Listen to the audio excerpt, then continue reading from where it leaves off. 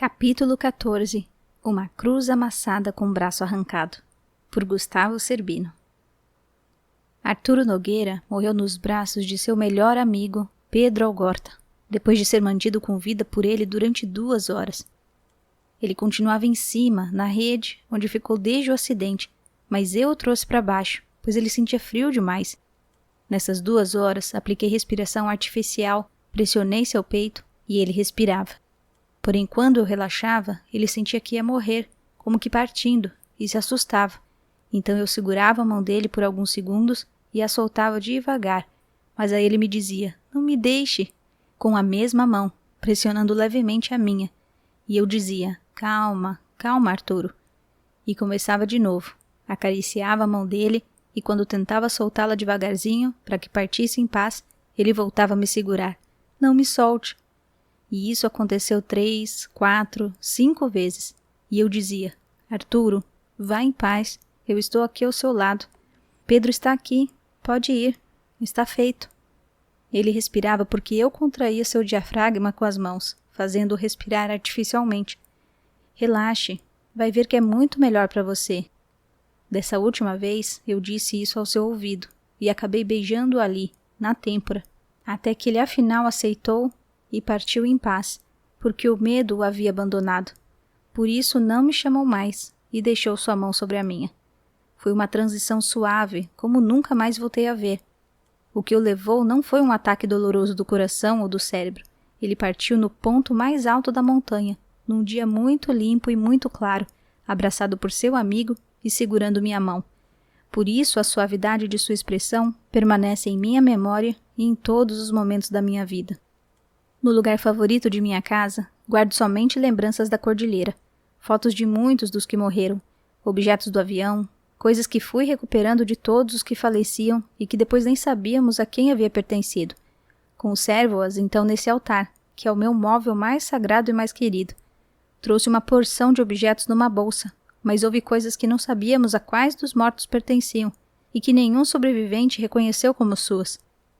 Tem uma pilha de rádio que passou por um frio impiedoso, ao ar livre, e ficou tão torta, retorcida, que fica difícil perceber que se trata mesmo de uma pilha. Tem os óculos que fabriquei depois daquela expedição em que fiquei cego, um almofadão que usávamos para andar, encontrado em uma de minhas viagens posteriores à montanha. Tem a camiseta de rugby número 4, que usei durante os 72 dias na cordilheira. Tenho dezenas de coisas de 1972. Mas o que eu mais aprecio, por sentir que simboliza tudo o que vivemos, é uma cruz de prata, a qual falta o braço quebrado. É uma cruz que alguém levava pendurada no pescoço, que encontrei jogada na neve. Tem 4 centímetros na parte mais comprida, e o braço inteiro que sobrou mede menos de 2 centímetros. Está bastante amassada no centro. Quem a usava recebeu um impacto bem no meio do peito, mas o que mais emociona é que apesar de estar amassada, de faltar um braço, com o metal todo estropiado, ainda assim continua a ser, inconfundivelmente, uma cruz. Foi isso que aconteceu conosco. Fomos esmagados, golpeados, maltratados, mas continuamos a ser homens por inteiro. Durante aqueles dias, fui reunindo lembranças de todos os falecidos numa bolsa que ainda guardo comigo. Nela, carreguei todos os amigos, porque como eles sempre quiseram voltar ao seu país, eu os trouxe e os mantenho aqui, e venho visitá-los todos os dias da minha vida. Considero que suas lembranças estão sob minha custódia, sem que ninguém tenha pedido, pois lá ninguém pedia nada, todos davam. Dos que estão vivos, sou o único que viu absolutamente todos, pois subi e desci a montanha para procurá-los, e encontrei seus corpos para trazer comigo a sua memória. Naquela expedição ingênua com Numa Turcati e Daniel Maspons, em que quase morremos, vimos a partir do sul algo que não podia ter sido visto. Uma paisagem infinita de montanhas, para qualquer lado que se voltassem os olhos. Coincidentemente, assim que a vi, fiquei cego. Senti que se sobrevivêssemos aquela noite ao relento, não poderíamos contar aos amigos da fuselagem o que havíamos visto, pois qualquer vestígio de esperança se apagaria. E a esperança era uma chama que jamais poderia ser apagada, pois era a única coisa que nos restava na vida. Contei para Nando depois, sim, quando ele se preparava para a expedição final. Não foi por acaso que demos 8 meias de rugby cheias de carne e gordura a cada um dos andarilhos para a caminhada final. Eu tinha visto o que eles teriam de enfrentar. Quantos metros teriam de caminhar, subindo e descendo montanhas? Eles me perguntaram para que tanta comida? E eu respondia que deviam levá-la por via das dúvidas. Sempre me recordo de Numa, em cima, desesperado, quando nos disse que preferia morrer olhando para o céu, caminhando, em vez de acabar imobilizado numa cova de chapas de metal destroçadas. Por isso, depois da avalanche, ele cavava e retirava a neve sem parar, até se queimar de exaustão. Sempre achou que seu tempo tinha acabado, mas queria colaborar, até o fim, atuando onde pudesse. Eu cuidava dele todos os dias, via como se aproximava do abismo, sem defesa alguma, contraindo uma infecção atrás da outra. Chegava perto dele, dava um beijo para cumprimentá-lo e perguntava como estava, e ele me olhava com uma paz infinita. Nunca se queixava. Numa foi se transformando como nenhum outro. Daquela fortaleza física do começo, sobrou um moribundo esquelético, mas manteve suas qualidades até o fim. Definhando, continuava o mesmo sujeito estoico que era quando estava forte. Sempre senti que ele deu sua vida para precipitar a expedição final.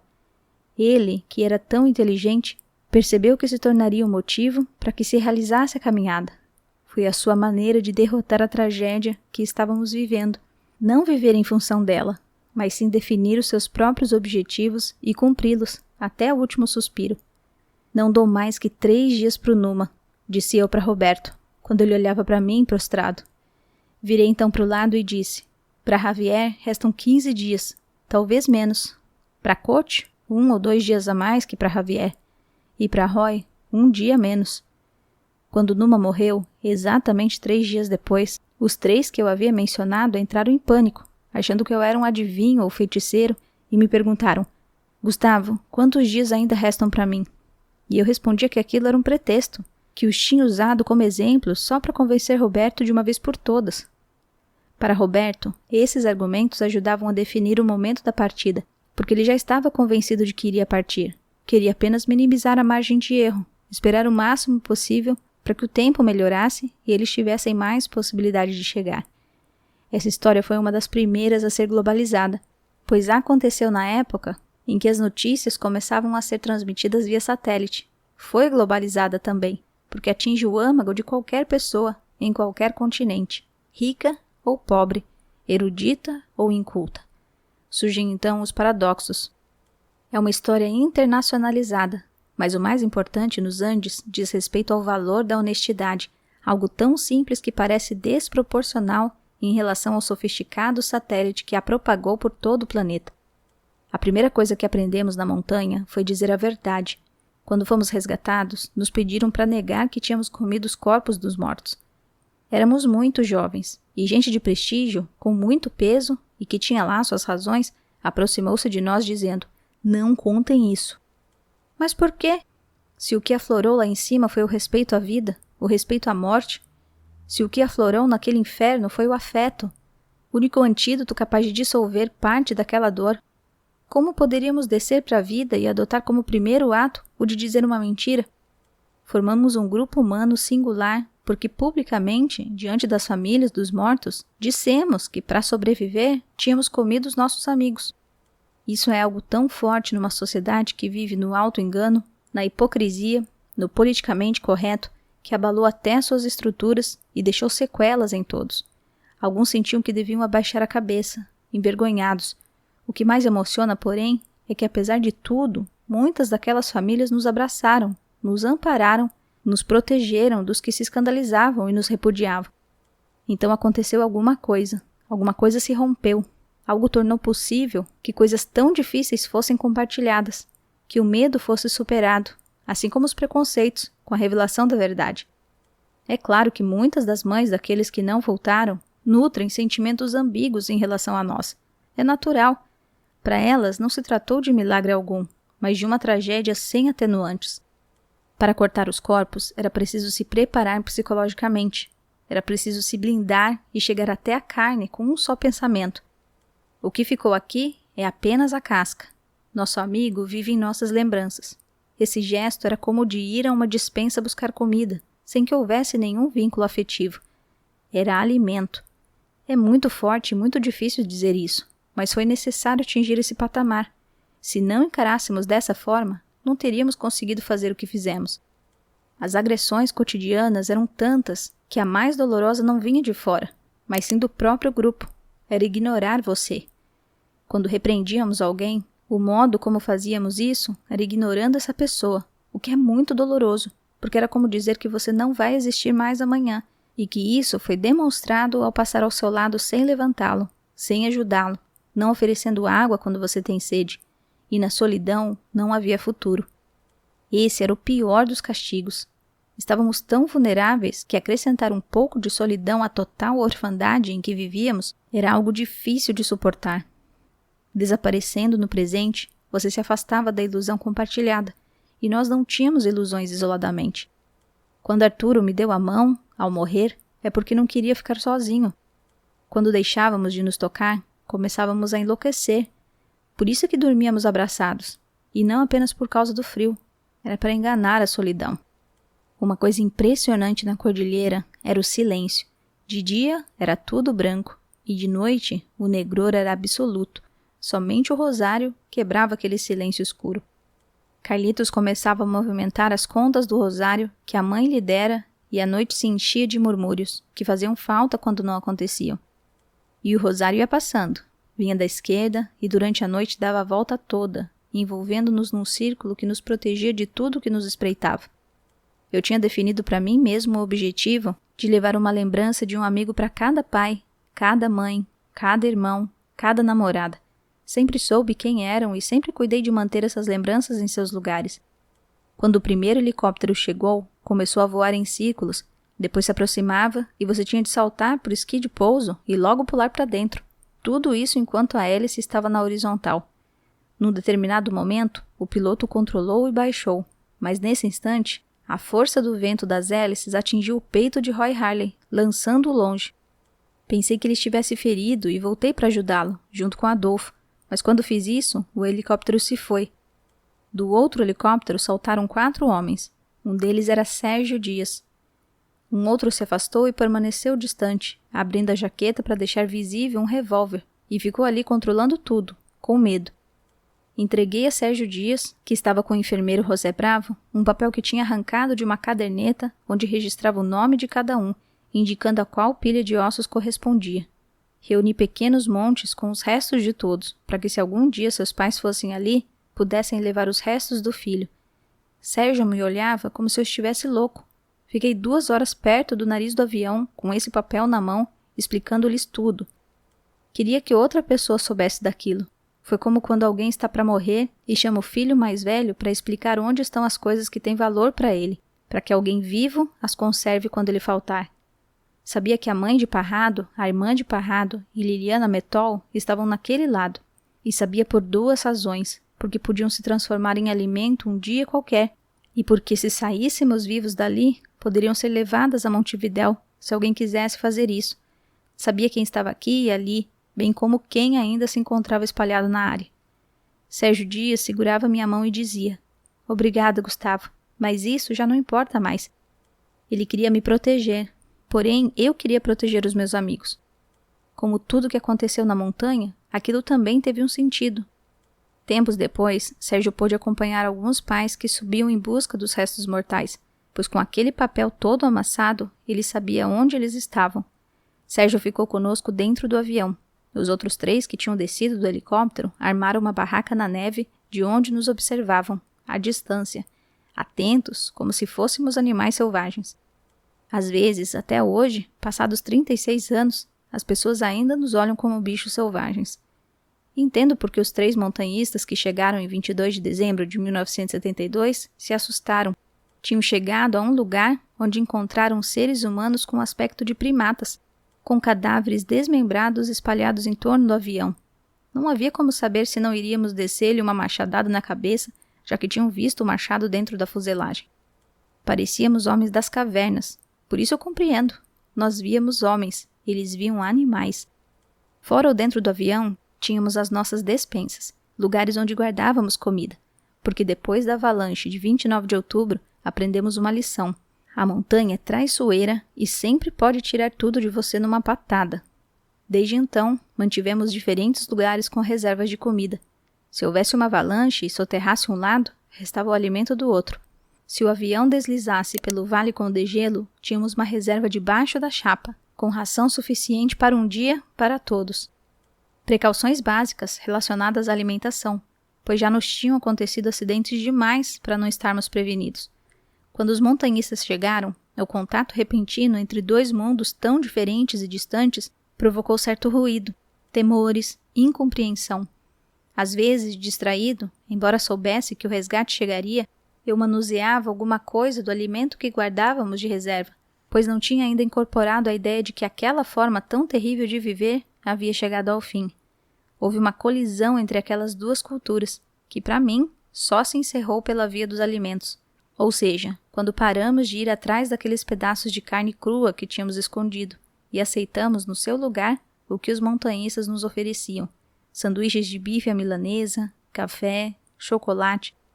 Num determinado momento daquela noite, sentado ao lado de Sérgio Dias, percebi que não tinha obedecido ao ato reflexo de esticar o braço para pegar uma ração de carne humana escondida sob uma manta, porque já tinha atravessado a fronteira pela mão de Sérgio, esse amigo que tanto ajudou as nossas mentes e que morreu misteriosamente pouco depois desse dia. Sinto que estamos fazendo o que os mortos querem que façamos. Às vezes penso no que significa perder um filho ou um irmão muito jovem. O que será que ele deseja, já que não posso perguntar diretamente porque já se foi? Será que posso me deixar anular pela dor e não fazer nada? Mas se interpreto melhor o que o outro me diria, se ele pudesse voltar para expressar o seu desejo mais profundo, creio que me diria 5 palavras: viva e honre minha memória. Os amigos que morriam em nossos braços e que, além disso, nos entregavam seus corpos, nos diziam isso, e foi o que procurei fazer durante toda a minha vida. Espero ter feito isso bem. Porque alguns morrem e outros sobrevivem. A maioria das pessoas que caem do 20º andar morre já no 19º. Ainda faltam 18 para estatelar-se no chão e elas já morreram de susto. Nós decidimos morrer apenas no choque com o chão, ao mesmo tempo que fazíamos todo o possível para interromper a queda. Essa é a diferença. Para atingir esses 2 objetivos, penetramos fundo no ser humano e obtivemos respostas. Muita gente quer nos escutar porque enfrenta situações que a sociedade não sabe como resolver. E essa gente quer saber como fizemos isso. Vão ao médico ou ao psiquiatra e estes lhes dizem: a ciência consegue chegar até aqui. Depois, não sabemos como será. Elas querem nos escutar, porém o que esperam não é que passemos uma receita pronta, mas sim que contemos o que fizemos para não morrer logo no 19º andar e como detivemos a queda. A única coisa que temos a dizer é que qualquer um pode fazer o que fizemos, desde que se proponha a escalar a encosta e sair de sua própria cordilheira. Em 1970, 2 anos antes dos Andes, os guerrilheiros do MLN Tupamaros do Uruguai dinamitaram um boliche na esquina da minha casa, em Montevidéu, sob o pretexto de que era frequentado pela oligarquia e pelos americanos. Guardo comigo um pino de lembrança, pois também vivi aquilo. A bomba explodiu às 7 horas. Eu estava tomando café da manhã em casa e de repente ouço um estrondo ensurdecedor. Olho pela janela e vejo um cogumelo de fogo e fumaça no céu. Sem pensar 2 vezes, corri naquela direção. Quando chego ao lugar onde era o boliche, em frente à casa de Tito Regules, o prédio tinha desmoronado e continuavam a cair vidros e alvenaria. Os carros estacionados nas proximidades tinham sido destruídos pela onda expansiva da bomba. Ouvi um grito vindo lá de dentro, entre os escombros. Eu tinha 17 anos. Os bombeiros ainda não tinham chegado, nem a polícia. Com pedaços de teto balançando, prestes a desabar, sustentados apenas por barras de ferro, com o 2º andar se desprendendo aos poucos devido à ação do fogo, eu entro e me aproximo do local, de onde vinham os pedidos de ajuda. Entre as labaredas e a fumaça, tapando minha boca com lenço, e chego até onde estava a caixa registradora. Dali, consegui tirar um padeiro que fazia uma entrega na hora em que os guerrilheiros puseram a bomba. Estava tonto, quase desmaiado. Logo depois tirei o guarda noturno do boliche, que se encontrava em estado de choque e me beijava enquanto o arrastava. Estavam surdos e aturdidos. Levei-os para fora e deixei-os sentados. Ouvi então um grito de uma mulher. É a faxineira, disse o guarda noturno. Hilária Quirino. A mulher estava presa por um pedaço de teto que caíra sobre ela, deixando-a com uma perna para frente e a outra para trás. Comecei a puxá-la com tanta força que desloquei uma das pernas. A mulher desmaiou, mas afinal consegui tirá-la de lá. Deve ter permanecido desmaiada cerca de 1 hora perto da calçada. Eu a acariciava e não chegava ninguém. Finalmente levaram-na numa ambulância e ela foi operada. Ficou com graves sequelas, mas sobreviveu. Hilária Quirino, um nome incomum. E a montanha do lado oeste que nos bloqueava o caminho, 2 anos depois, chamava-se Hilário, San Hilário. Em sua homenagem, Roberto Canessa deu ao seu primogênito o nome de Hilário. Isso aconteceu 2 anos antes do acidente do Fairchild. Fui entrevistado por rádios, jornais, televisão e me chamaram de herói. Eu dizia que estavam enganados, que tinha ajudado porque estavam me chamando lá de dentro e não havia ninguém para ajudar. Na tarde do acidente, o piloto nos pediu a arma para se matar. Me deem a arma, ponham as balas, participem da minha morte, ele implorava. Então, aquele grupo despreparado, ao saber que alguém queria uma arma para se matar, a primeira coisa que faz é desativá-la. Um fica com o revólver e eu fico com as balas. Não existe mais revólver nenhum. E dizemos a todos, não procurem um revólver, porque ele não está mais disponível. Não há balas para se matar, porque aqui a única opção é a vida, lutar pela vida sem saber o resultado. Com essa afirmação e com esse gesto, começa a história dos Andes. Quando realizei a expedição com Numa Turcati e Daniel Maspons, escalando a montanha, de cada pessoa morta que encontrávamos, eu tirava a correntinha, o relógio, os documentos, todos os papéis que pudesse ter guardado nos bolsos. Cartas, anotações, mensagens, listas, endereços, desejos, nomes, amores. Fiz a mesma coisa com os outros.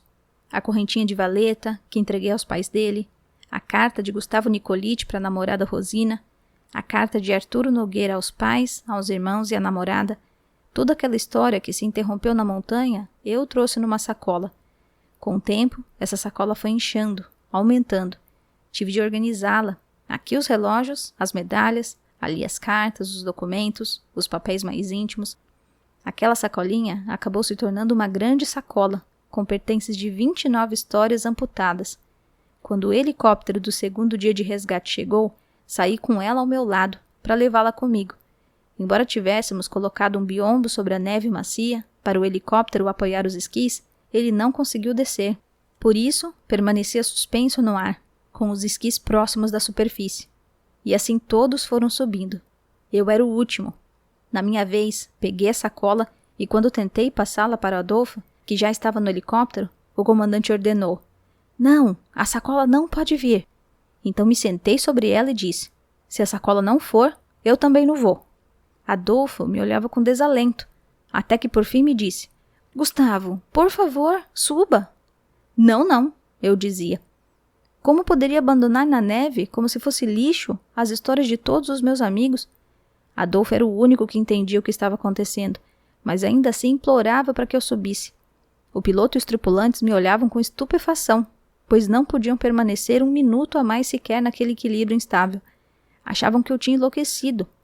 Por fim, eu disse a Adolfo: "Vou dar a sacola para você, com a condição de que não a entregue a ninguém." O piloto e os tripulantes estavam tão perplexos com a minha atitude que não disseram mais nada. Ergui a sacola, passei-a para Adolfo no helicóptero, ele a pegou com o mesmo carinho e respeito com que eu a carregava, encaixou-a entre os pés e logo depois subi e ninguém disse mais nada. Quando nos afastamos, assim como tantos outros, tive sensações contraditórias. A felicidade de nos afastarmos daquele tormento e a nostalgia por deixar tudo o que havíamos vivido. Quando cuidava de Numa Turcati, que tinha as costas cheias de pus, com feridas terríveis, ele nunca reclamava. Pouco depois, teve uma septicemia, e eu o desinfetava com água de colônia e um pedaço de camisa. Ele me olhava e dizia: "Acabou, Gustavo?" E segurava minha mão, me dava um beijo, e eu o levava para dentro da fuselagem. Por isso, enquanto o helicóptero se afastava, eu chorava, não sei se de alegria ou de tristeza, mas chorava. Com a sacola entre os pés, com Adolfo ao meu lado. Éramos os últimos, não tinha ficado nada para trás, nem ninguém, porque eu os trazia comigo. Gustavo Cerbino nasceu em 1953, tem 6 filhos, viajou com os 4 filhos homens à montanha em março de 2006. Há mais de 30 anos, fundou o que é hoje um grande laboratório e desde 1992 preside a Câmara Farmacêutica, que reúne todos os laboratórios do Uruguai. Passa tanto tempo na administração de sua empresa quanto na solução dos inúmeros problemas existentes no bairro pobre, onde a companhia tem a sua fábrica instalada. Quando sai à rua, os jovens o reconhecem e o saúdam como se fossem seus filhos. Gustavo os ajuda desde pequenos. Tem como obsessão inculcar neles os princípios nobres do rugby, o espírito de equipe e a qualidade de saber sofrer em silêncio, para superar a adversidade, e por isso já dirigiu em diferentes oportunidades o Clube Old Christian e a União de Rugby do Uruguai, por ele presidida desde 2008. Acredita que esses princípios os ajudaram a sobreviver na cordilheira. Em sua ampla casa no bairro de Carrasco Norte, mantém um móvel antigo onde conserva as lembranças da cordilheira. Mexe em papéis, documentos, anotações, objetos, mas quando chega à cruz amassada com o braço arrancado, sua mão treme.